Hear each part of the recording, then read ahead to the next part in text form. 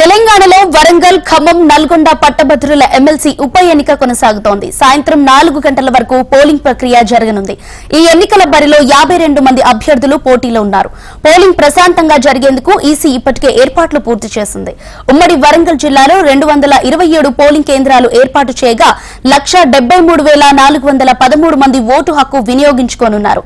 కాగా పోలింగ్ కోసం jumbo ballot వినియోగిస్తోంది EC.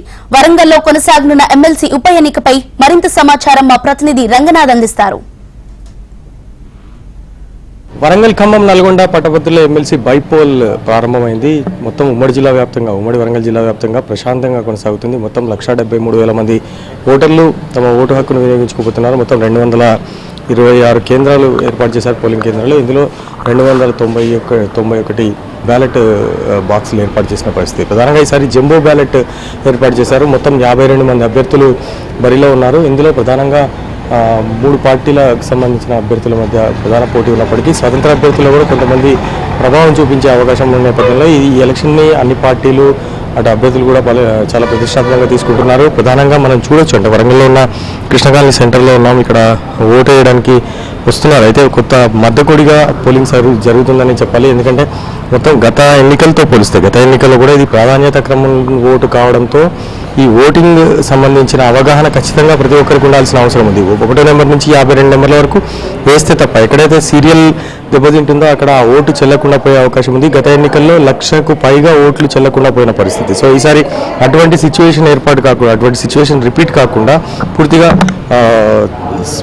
Vote హక్కు స్పష్టంగా వినియోగించుకునేలా ఎక్కడ ఎలాంటి ఇబ్బంది తలెత్తకుండా అధికారులు సిబ్బందికి శిక్షణ ఇచ్చారు. అటు ఓటర్లకు అవగాహన కల్పించే ప్రయత్నం కూడా చేస్తున్నారు. బ్యానర్స్ కూడా ఏర్పాటు చేస్తారు. సో ఓటర్లు ఉన్నారు, వీళ్ళతో మాట్లాడేది. వేసి వచ్చారు కదా ఓటు? ఎట్లా అంటే ఎట్లా జరుగుతుంది ఓటు? చాలా బాగుందండి. మందకోడికనే సాగుతుంది.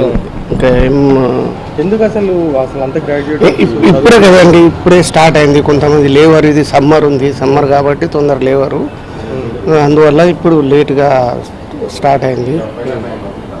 అది కాకుండా ఇప్పుడు ఇంకా ఇంతవరకు కూడా పబ్లిక్ ఓట్లు అంటే ఇప్పటి వరకు 2-3 ఓటు అయిపోయింది.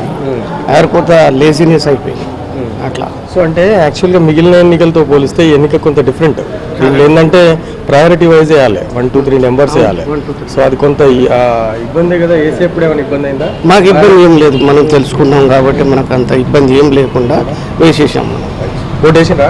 వేసామండి. ఎట్లుంది ఏర్పాట్లు, ఎట్లున్నాయి? Good, okay. సో ఏంటి బ్యాలెట్ కదా, మొన్నటి దాకా ఈవీఎంస్ వాడినాము, ఇప్పుడు ఇది బ్యాలెట్. సో ఈ బ్యాలెట్ చూస్తే ఎట్లా అనిపిస్తుంది? ఎట్లాంటి జంబో బ్యాలెట్ మళ్ళీ 52 మంది చాలా మంది ఉన్నారు, కానీ అందరికి కలవలేదు. ఎవరు ఒక 3-4 కలిసి అంతే. సో అంటే ఎక్స్పీరియన్స్ అంటే నేను అనేది బ్యాలెట్ను వాడడం అనే ఎక్స్పీరియన్స్ ఎట్లుంది? ఈవీఎం కాకుండా ఈవీఎం అయితేనే నొక్కేదేనా బ్యాలెట్? మీరు అందులో ఇది ప్రయారిటీ ఎవరికి వేసినాం కదా, అట్లాగే ఉంది.